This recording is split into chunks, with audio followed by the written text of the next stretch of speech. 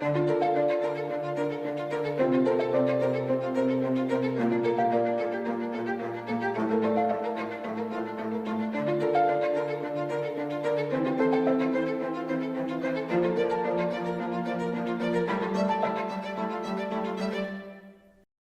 uno de los grandes ídolos del ciclismo sanjuanino.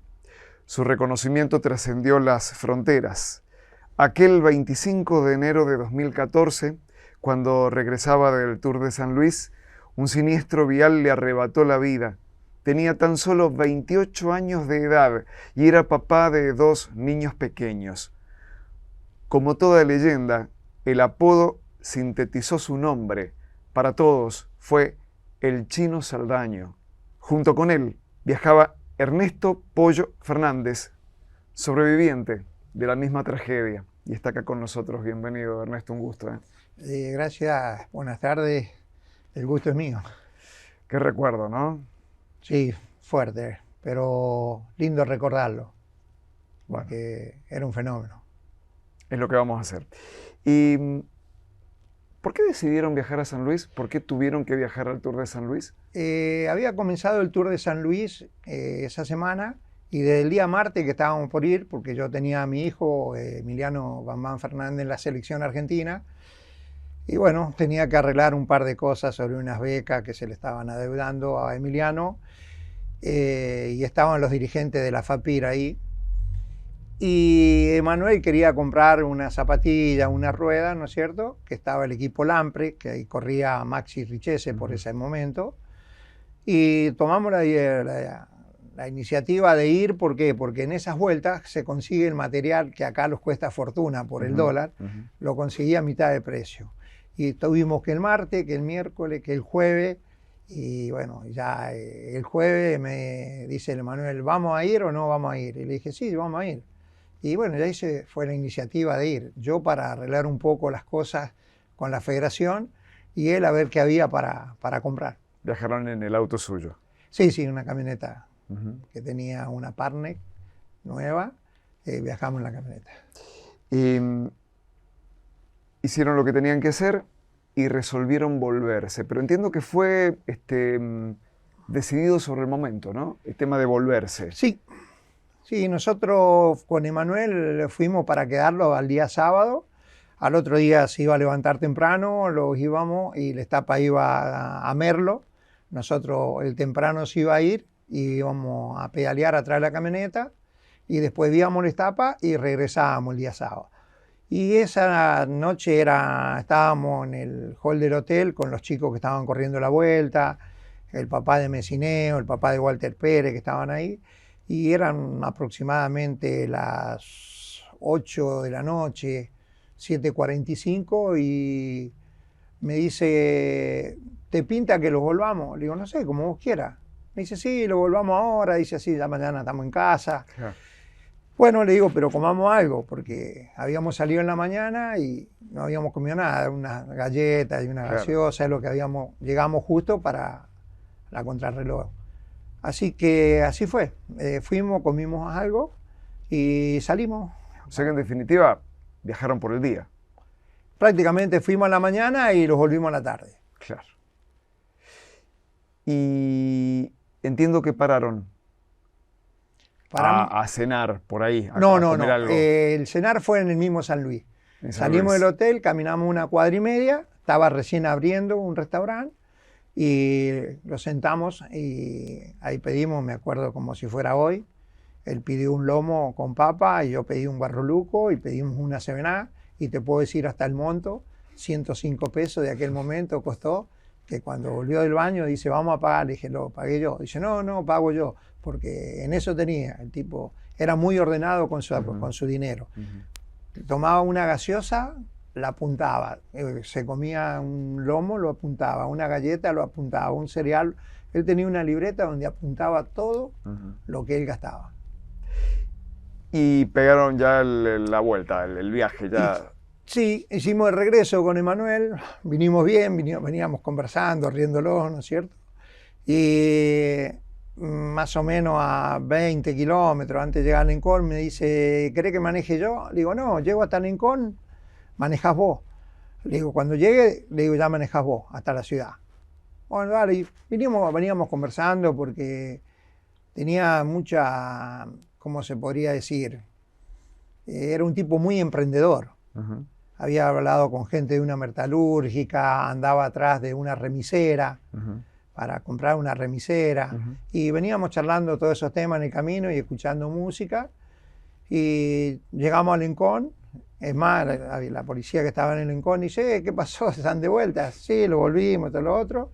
Paramos a cargar combustible, él fue al baño. Yo cargo combustible, me paro, ingreso al baño, me lavo la cara, le pido la toalla, me presta la toalla, ¿no es cierto? Y salimos y yo salgo, me subo por el lado del acompañante y él sube a manejar. Ujú. Y yo me prendo el cinturón, él sale, salimos normal Claro. a la ruta. Habremos hecho, no sé cuánto, entre 1000 y 1500 metros. Y lo encontramos con un recapado de una rueda. Ujú. Y cuando él la vio encima, por instinto le pegó el volantazo. Esto era oscuro de noche. Sí, sí, 12 de la noche. 12 de la 12 de noche. la noche. Sí. Pega el volantazo, caemos a la banquina contraria, la quiere acomodar a la Parne. Cuando la quiere acomodar, empezamos a girar. De ahí, no sé si fueron 4 o 5 vueltas que giramos, en las cuales en una lo despide a Emanuel, ¿no es cierto? Y la puerta le pellizca el vaso. Ujú. Eso le causa la muerte a Emanuel. ¿Y usted? Yo tuve rotura de los hombros, tengo 4 ganchos en este hombro y en la pierna, ¿no es cierto? Y Pero usted llevaba el cinturón. yo sí, sí, sí. Y Emanuel no se había No se puesto lo había el cinturón. puesto. No, no, no. Pero lo damos vuelta, ahí nomás venía una Fiat Cubo, que eran primos de una familia que vivía al lado de mi casa, Ujú. y los chicos ahí nomás trataron de auxiliar, se volvieron porque se veían las luces del control. ¿Emanuel estaba tendido en algún lugar del pavimento, de la No, banquina? no, en la banquina, En porque la nosotros banquina. damos vuelta y giramos sobre la banquina. ¿Y él usted, ¿y usted dónde había quedado? yo quedo en la camioneta y me salgo como puedo Ujú. hasta llegar al lado de él. Totalmente adolorido, Sí, aturdido. sí, en muy poco tiempo no podía mover el cuello, nada, porque tenía cortado el tendón espinoso y nada, pero sí consciente los dos. Es Ujú. más, él dio el teléfono de la señora, el teléfono fijo Ujú. de la mamá, del Ujú. papá. Ahora, que nos quedemos ahí en ese momento, Ernesto. Una vez que se detuvo el vehículo con los tumbos y demás, usted se libera, sale y se pone a buscarlo a Emanuel, o lo vio ahí a pesar de la oscuridad. No, cuando termina y se para, yo dentro que hace de cuenta que estaba en un bolillero, Claro. y cuando se paro así dentro de lo mareado que estoy, digo, chino, y no me contesta. Y yo para mí, que yo había salido por el parabrisas, pero no, yo salí por la ventanilla de la camioneta. Y de ahí me arrastré, no sé de qué manera, si le soy honesto, si le digo fui caminando, no sé. Llegué al lado de él y me dice, me duele la espalda, hermano, me decía, que le dolía la espalda. ¿Entendés? Entonces, nada, los quejamos, se para lo del auto, hubo un camión Ujú. y se empieza a juntar gente. En eso ya llegó la policía. Ujú.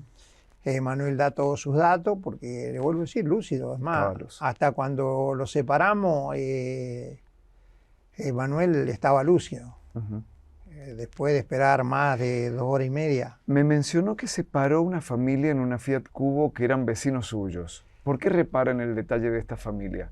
Porque ellos son quien se vuelven, eran dos personas que venían, se vuelven para buscar a la policía, para decirle En el control. En el control, exactamente.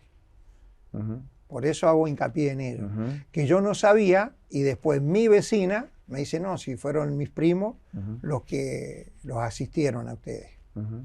Así que ¿Y ellos... qué pasó después? Estaban ahí en la ruta, oscuridad me imagino, vehículos que se iban parando, la policía que llegó, ¿y qué hicieron ahí? en Lo ese primero lugar? que yo hice, agarré el teléfono y lo llamé a Juan José Chica. Ujú. Y lo llamé y le dije, Juan, hemos tenido un accidente. ¿Dónde? En el Lencón.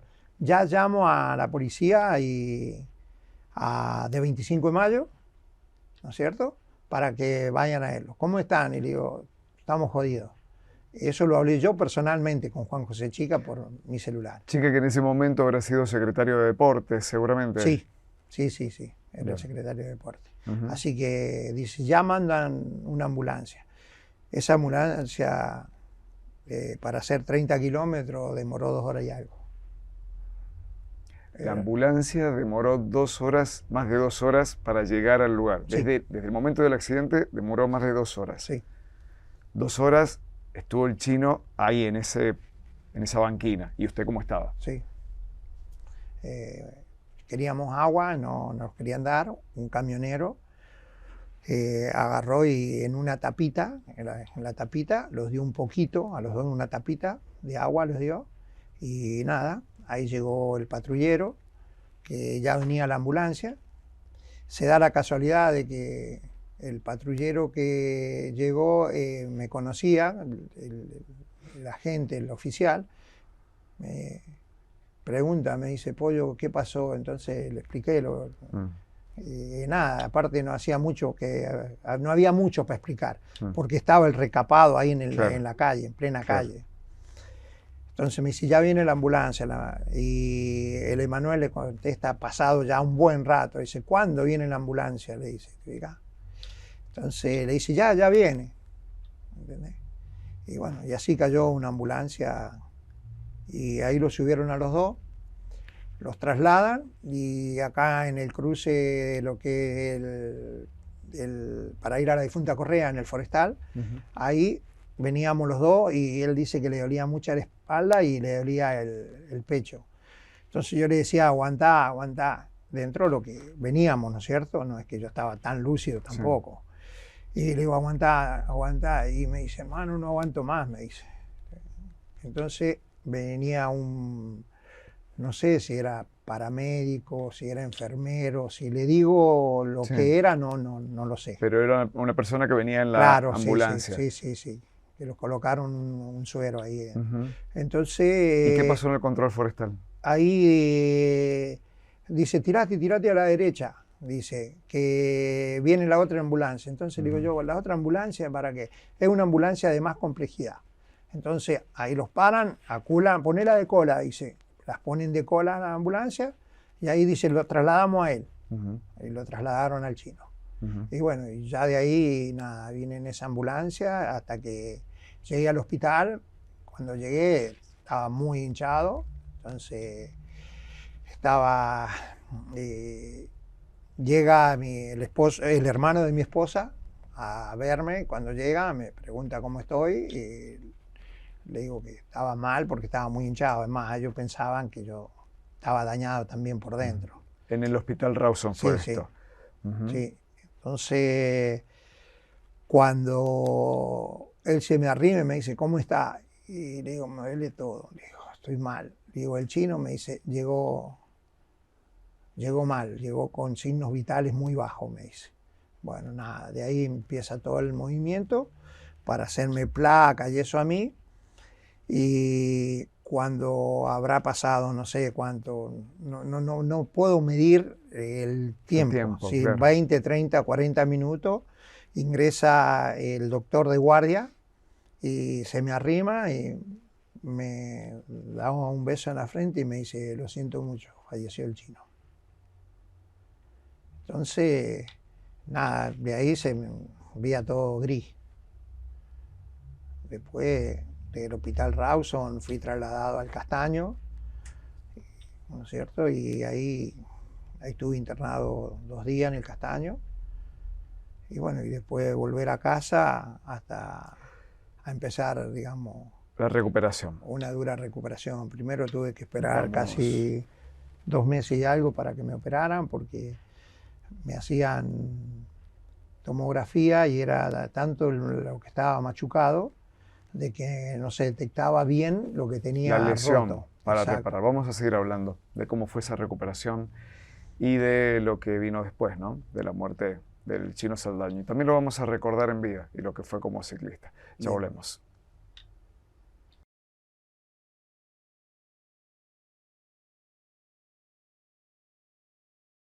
Estamos con Ernesto Pollo Fernández recordando el día que un siniestro vial le arrebató la vida al Chino Saldaño. Si la ambulancia hubiera demorado menos, ¿podría haber sobrevivido el Chino? Yo creo que sí, yo creo que sí. Supuestamente al año me fue a ver el médico que lo recibió al Chino, me fue a visitar y estuvo charlando conmigo porque se dijeron muchas cosas, se dijeron que era una costilla, que era el pulmón, y él me dijo que no, que fue algo muy parecido y similar a lo que le ocurrió a Gioja cuando se cayó en el helicóptero en Valle Fértil, que fue algo igual, que si eso hubiese sido tomado dentro de un tiempo prudente, ¿no es cierto?, se podría haber metido a quirófano y eso, y se podría haber llegado a salvar a Emanuel. En un tema en el vaso. Sí, en el vaso, exactamente. Específico, una lesión, ¿no? Sí. En el vaso. Sí, sí, sí. Hemos sumado un par de testimonios de, bueno, dos personas que de alguna u otra manera fueron protagonistas también o estuvieron presentes en el momento de la tragedia.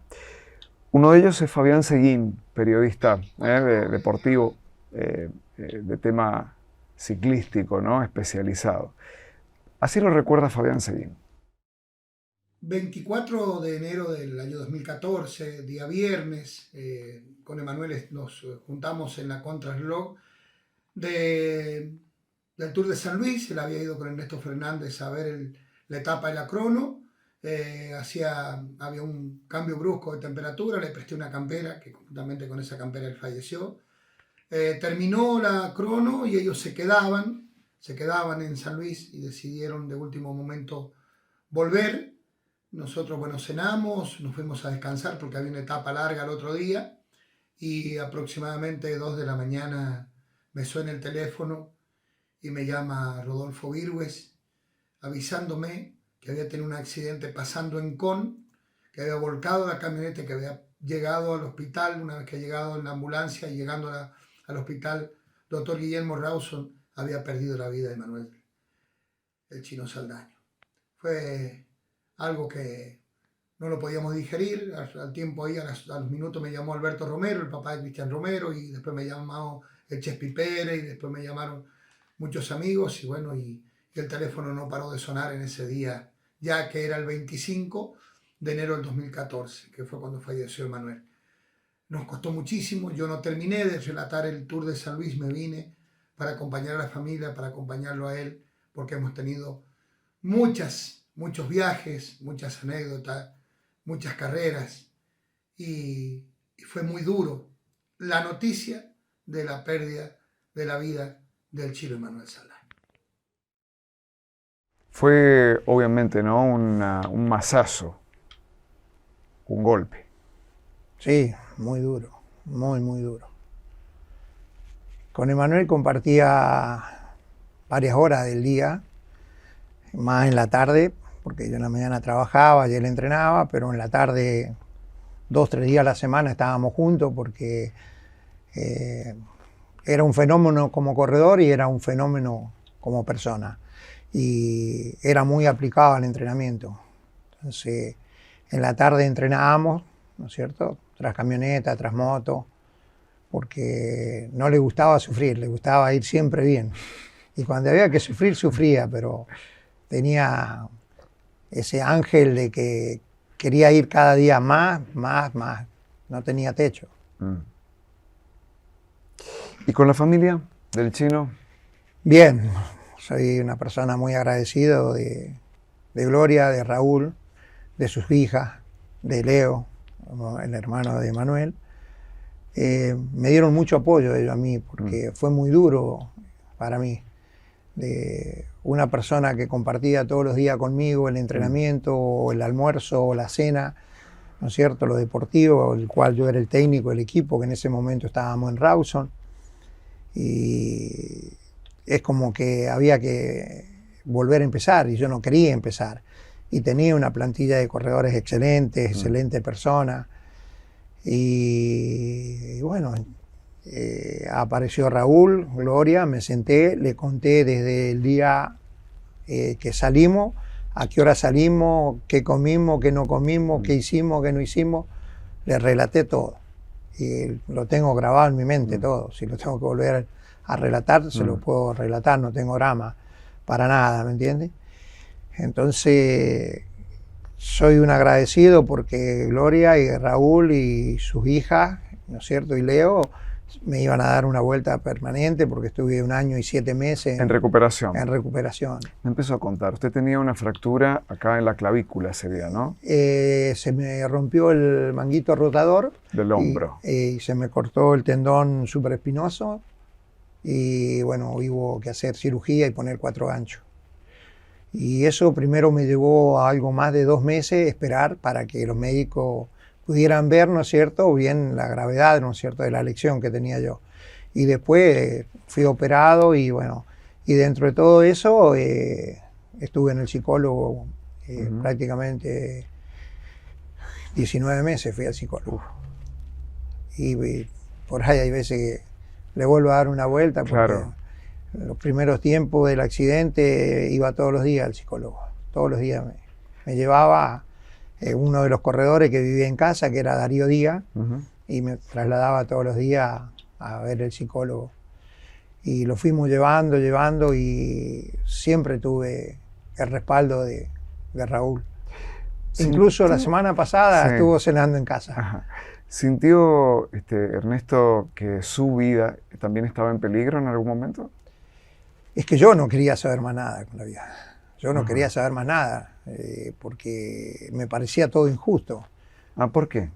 Porque sí, porque en ese momento Emanuel, yo ya tenía a mi hijo creado, y Manuel tenía los 2 hijos chiquitos, 5 y casi 1 año, los dos Juanes, que hoy para mí es una alegría verlo a Juan arriba de la bici.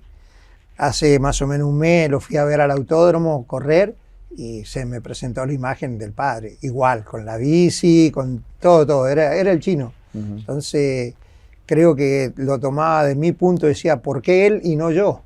Cuando él tenía 2 chicos que todavía les tenía que hacer recorrer un camino. Pero bueno, son las cosas de la vida.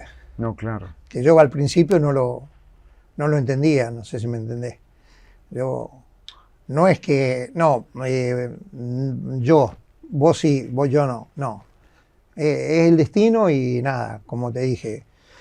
Los veníamos el sábado, por esas cosas me planteó, adelante de todo, de que los volviéramos el mismo viernes a la noche para el sábado estar acá, y los encontramos con la fatalidad en el camino. Hablamos con Lorena también, hermana del Sí. chino. Esto Sí. dijo, mira. La noche del 25 de enero del 2014, a las 12 de la noche, recibe mi mamá un llamado de la policía avisando que Manuel había tenido un accidente en el ENCOM, y automáticamente mi mamá nos informa a nosotros, bueno, yo vivo al lado de mi mamá, avisándonos, y la verdad que fue una noticia que nunca hubiésemos esperado. Automáticamente mi papá salió a camino al Rincón, lo llevó mi cuñado con Leandro, mi mamá desesperada porque bueno, siempre uno piensa lo peor, y se fueron todos acá al hospital Rawson, una urgencia. Los chicos estaban acá, los Juanes, porque bueno, Vero estaba trabajando y Emanuel venía de viaje de San Luis. Cuando llegaba los pasaba a buscar. Y fue así que bueno, nunca llegó a casa de aquel viaje. Yo me quedé, recuerdo, con los chicos acá, con los Juanes. Juan Martín era bebé, tenía 11 meses, y Juan Ignacio tenía 5 años. Automáticamente los niños empezaron a hacer fiebre, o sea, Juan Martín recuerdo que volaba de fiebre, 40 de fiebre de estar bien.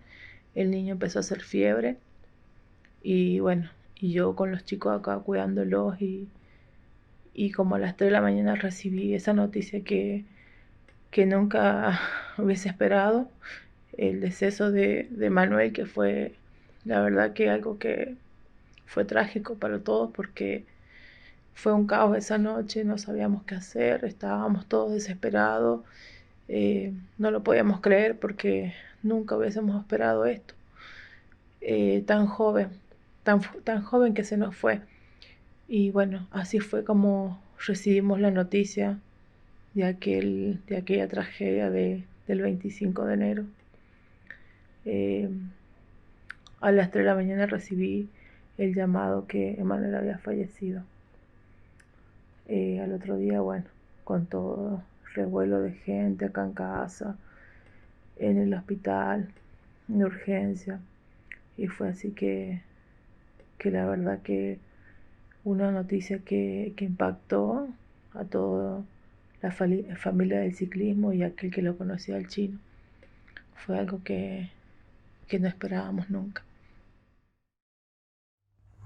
¿Qué siente cuando lo escucha? Lo veo movilizado, ¿no? Y sí, sí. No es fácil. Es duro, porque no te lo esperás. Entonces es un golpe, un mazazo que uno recibe, un impacto que no lo tenés ni en mente, ni pensado que te puede tocar. ¿Y cómo fue la carrera deportiva de Manuel Saldaño? ¿En qué punto, usted que es un conocedor, debe ser de los que más sabe de ciclismo de San Juan, en qué punto el Chino cruzó esa barrera que lo hizo jugar en la categoría de ídolo? ¿Cuándo se convirtió en ídolo el Chino Saldaño? Yo creo que había pasado Oscar Villalobos, ¿no es cierto?, que era el ídolo sanjuanino. Después había una tendencia de 6, 7 pibes que iban muy bien. Entonces el que sobresalía de todos esos pibes, digamos, era Emanuel, que era prácticamente 3, 4 años mayores, que caso de Emiliano, de Naranjo, estaba también ahí Contreras, que empezaba a aparecer. Entonces había una camada importante de pibes, pero el que más sobresalía y el que más entraba en la gente era Emanuel, porque Emanuel llegaba a un lado y era como que conocía de toda la vida ese lugar. Tal vez los pasaba en su momento, estaba Planeta Pisa acá en la calle San Martín, que era del Gallego González, y los hicimos amigos, y íbamos por ahí cuando terminábamos la carrera a compartir una pizza y a charlar un rato, y terminaba cantando para todos a capela, porque le encantaba cantar. ¿Entendés? Entonces era entrador y querido, muy querido por eso. Él cantaba, es verdad. Sí, cantaba. Cuarteto, cumbia. Sí. El representante que teníamos nosotros era él en todos los lados. Así claro. Que era la verdad de que fue una pérdida grandísima. Y en materia de resultados, ¿cuál fue la conquista más importante de la carrera de Emanuel Saldaño? Fue campeón argentino. ¿Eso fue lo más importante? Y hasta la fecha de hoy, Emanuel Saldaño y Emiliano Fernández son los máximos medallistas que tiene la provincia, con 7 medallas de oro cada uno. Pero en ese momento lo de Emanuel era fantástico porque era joven, tenía 28 años y ya tenía 7 medallas de oro ganadas. Claro. Cosa cual que Emiliano, que es mi hijo, siguió corriendo 4 años, 5 años, hasta igualar el medallero de Manuel y dio un paso al costado, se retiró. Pero... Bueno, eso habla de lo que cuesta, ¿no? Sí. De que no es fácil. No es nada fácil, menos en el ciclismo, menos al nivel que lo hacía Emanuel. Emanuel lo hacía a un nivel muy competitivo. Él estuvo en Italia, fue a correr a Italia, un campeonato del mundo. Entonces, eso te da la pauta de que no era un corredor del montón, sobresalía del montón. Pero como persona, era el más humilde de todos. Así que, nada, no tengo palabras para hablar del Chino, yo, al contrario, se lo extraña. Han pasado prácticamente 9 años y se lo extraña bastante todavía. Vamos a seguir hablando un ratito más de la carrera del Chino Saldaño, de su partida repentina y de cómo fue que se convirtió en lo que es hoy, ¿no? Una leyenda del ciclismo en San Juan. Ya volvemos.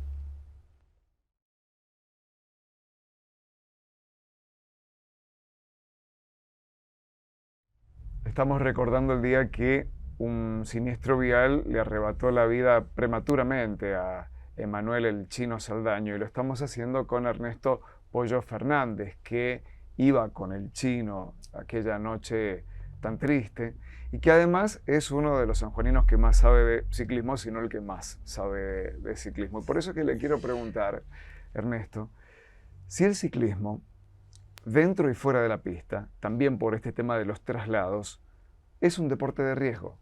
Sí, Lo totalmente, sí, lo es. Y tenés dos casos. Y te voy a hacer la mención nada más. Tenés un caso, el riesgo que lo que los pasó con Emanuel aquella noche, y tenés el riesgo me pasa hace un año y medio atrás en Mendoza con Nico Naranjo en la pista. Que va a la pregunta que me haces vos. Tanto la pista como la ruta, las dos son un riesgo. Son un riesgo. Sí, un deporte de un riesgo bastante alto, te digo. Y estos dos han sido casos extremos, pero han habido también rodadas y cosas Sí. también delicadas, ¿no? Sí, sí, han habido cosas delicadas. Las caídas son común, ¿no es cierto? Pero, ¿cómo te puedo decir? Hoy por hoy, una carrera de ruta se trata de proteger lo más que se puede y darle la seguridad, ¿no es cierto? Por la gente de policía, gendarmería, todo eso lo hace los clubes de la federación, pero el riesgo está pendiente. Vos imaginate en nada, en centímetros, 100, 120 corredores juntos. Claro. Y no todos tienen la misma manejo, la misma habilidad para manejar la bici. Y el otro tema es este de los traslados, ¿no? De los viajes de larga distancia. En definitiva, bueno, el siniestro de Manuel pasó por viajar a San Luis. ¿Cómo ha sido eso también para el ciclismo? Y es un riesgo latente, porque cuando vos sos invitado o vas a participar a otro lado, no tenés opción como Europa, que viajan en avión, ¿no es cierto? Nosotros lo tenemos que hacer de acá humildemente, en lo que tenemos, trasladarlo. Por ahí hay veces que vos no tenés en qué trasladarte, viene un amigo o un conocido y te dice, porque es hincha tuyo o algo, te dice, yo te llevo, y bueno, te lleva, pero se está exponiendo Claro. al riesgo, ¿me entendés? Entonces, yo considero que también es el destino de cada persona. Ajá, qué interesante eso. ¿Fue un tema de destino lo del Chino? Yo creo que sí. Yo creo que él hizo tantas cosas buenas por el ciclismo como persona, porque no sé si lo sabés, él sin que nadie le dijera nada, él juntaba cosas y hacía donaciones a la gente más humilde, ¿no es cierto? Entonces creo que las personas venimos a cumplir un ciclo en la Tierra y llega el momento que hay que irse. Y yo creo que lo de Manuel fue algo parecido, sí. Hoy usted, tanto tiempo después, ¿considera que ha logrado superar todas las secuelas, las físicas y las psicológicas? La psicológica, no se borra nunca. No se borra nunca. Yo, por ahí en casa, la mínima cosa, o el viento, una cosa, otra, sentís un ruido y lo primero que decís, ¿qué haces, loco? ¿Me venís a ver? Por decirte una cosa así. Porque yo tengo un mal, ¿me entendés? Tengo un mal de que me encariño mucho con los corredores. Y más los corredores como ese tipo de corredores, que son un fenómeno como ser humano, no sé si me entendés. Que no encontrás explicación el por qué se van, o por qué se tienen que ir. Como tal vez algún día me tendré que ir yo, ¿no es cierto? Sí. Y de lo físico, no, he recuperado, pero no el total. Pero estoy bien, dentro de todo. Hablando del Chino y de lo que representó, ¿no? La figura que construyó el Chino Saldaño, también se refirió al respecto Fabián Seguín. Mira. Emanuel tenía un nivel bárbaro. A nivel nacional, bueno, fue múltiple campeón, fue campeón en la pista, fue campeón en la ruta, fue campeón en contrarreloj. Ganó Giro del Sol cuando era 2.2 a nivel internacional con equipos que vinieron de Europa en aquellas oportunidades. Creo que al perder la vida, Emanuel quedó trunca su plano crecimiento, un ciclista de selección. Tuvo la posibilidad de correr fuera del país y lo hizo de la mejor manera. Son corredores que, el caso de Emanuel, Villalobos, Naranjo, por nombrar tres, ¿no? Ídolos que son los que estamos hoy por hoy ávidos de esto, pero sí tenía nivel para seguir creciendo y para seguir dejando bien representados los destinos del ciclismo de San Juan. Un gran corredor, un polifuncional, porque hacía todo bien. Lo único que podía llegar a tener era su talón de Aquiles, que era que no subía, que no pasaba bien en la media montaña. Pero hacía bien la crono, embalaba, definía embalando y también hacía muy bien la pista. ¿Tenía esas cualidades y esas dificultades? Sí, En tal cual. la cuesta le... Sí, sí, no era un corredor que se defendía mucho en la montaña, pero sí era, ¿cómo te podría decir para que mejor?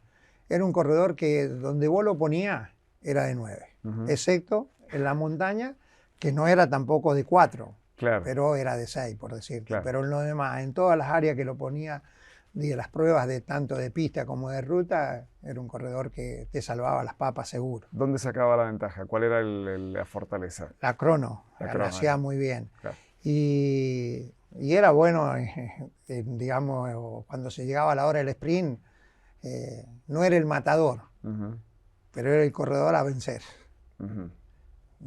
Pues llegabas con Saldaño y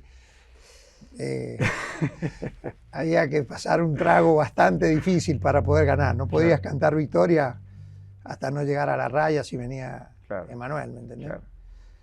Pero, ¿y quiénes eran los rivales de Saldaño? No, había muchos corredores, había mucho nivel que hoy no hay, ¿me entendés? ¿Y quién era así como el River Boca, el rival de Saldaño? No tenía rivales. ¿No? No, había un pelotón que se disputaba, ¿no es cierto? Se disputaba mucho, habían varios equipos porque por aquel momento todavía no había llegado, ¿no es cierto?, el ciclismo de Europa acá, entonces era el ciclismo más de Latinoamérica, lo que se corría acá, y había un muy buen nivel cuando los equipos por aquella época eran de 6 o de 8, ¿me entendés? Entonces había muchos corredores buenos, muy buenos, te digo, pero él no tenía drama para nada. Él muchas veces le decía, tenemos que atacar, y vamos a atacarlos, ¿cuál es el problema que hay? No te hacía dudar, no sé si me entendés. Claro. Nunca se achicó, jamás se achicó el Chino. Entonces, eso lo hizo prevalecer el corredor que fue, un corredor especial. Y una última reflexión de parte de Lorena, hermana del Chino, respecto del Chino como Emanuel, el hermano. Fenómeno. Me gustaría que la gente lo recuerde con mucho amor, aquel deportista que nos regaló tantos triunfos a San Juan, tantas alegrías nos regaló. Eso, me gustaría que la gente lo recuerde con mucha alegría, con mucho amor, porque eso es lo que irradiaba el Chino. Tenía un corazón enorme, era muy solidario, era único, era muy especial. Yo creo que las personas vienen a dejar algo y en este caso Emanuel dejó eso, dejó un legado marcado, una historia, hizo historia y así me gustaría que lo recuerden con mucho amor y que quien no lo conoció al Chino compartió algo con él. Anécdotas tengo muchísimas. que me han contado, pero eso les pido que lo recuerden así, en los momentos bonitos compartidos, con mucho amor. ¿Puede ser? Sí, ¿Sí? sí, sí. Es un tipo para recordarlo. Es más, yo por ahí no voy a verlo al cementerio, Ujú, tanto a él como a Nico, porque para mí no se fueron, para mí están de viaje. ujú. ¿Viste? Cuando se van a correr a Europa, que se van por 6 meses, 3 meses, hay veces que se quedan un poco más, entonces yo trato de enfocarme ahí para no, no extrañarlos tanto, porque la verdad que se los extraña, porque es tal cual como te dice la Lorena, un tipo muy querido. Mm. Y el legado que había dejado Emanuel lo tomó la posta a Nico, que tampoco hoy está, ¿no es cierto? Sí. ¿Cuánto cuesta que surja un ídolo de este tipo, de este calibre? ¿Sucede cada tanto? ¿Naturalmente aparece? ¿O puede que no? Yo creo que cada tanto aparece, porque acá en su momento estuvo Daniel Castro, apareció Oscar Villalobos. Mm. Pasó Villalobos, despuntaron unos que otros corredores hasta que apareció el chino. Se fue el chino y se empezó a perfilar Nico. Y hoy el trono está vacante. Ujú, Hoy no puedo decir, San Juan tiene un ídolo. No, ujú, no tiene un ídolo. Y me va a decir, ¿cómo decís eso vos? mm, Cuando vos tenés un equipo, tenés corredores. No, yo tengo un corredor que le dio al ciclismo argentino y a San Juan lo que no le dio nadie, mm. que es Emiliano Contreras, campeón argentino y panamericano en 29 días. No lo hicieron ninguno en la historia de los grandes, más allá que no haya sido reconocido acá, Mm. porque pasa eso. Pero una cosa es ganar y otra cosa es ser ídolo. Ujú, Son dos cosas muy distintas. mm. ¿Entendés? Y un ídolo nace cada tanto. Tengo una última pregunta, Pollo, que es la pregunta que cierra siempre estas entrevistas. Y tiene algo que ver con el destino. ¿Y si esto no hubiera pasado, cómo serían las cosas? Buena pregunta me hiciste. Te digo por las palabras textuales de Manuel. Emanuel me decía que iba a correr hasta los 30 años y que no iba a correr más porque el ciclismo no tiene futuro. Ujú, Acá, en la tierra nuestra, no tiene futuro. claro. Entonces, que corría hasta los 30 años y que se dedicaba a las demás cosas. Bueno, cosa del destino no pudo cumplir con aquel sueño que él tenía, ¿no? Pero, no sé, la verdad que me saca de contexto. Muchas gracias. No, gracias a vos. Y qué más que venir a recordar a una persona que era como un hijo.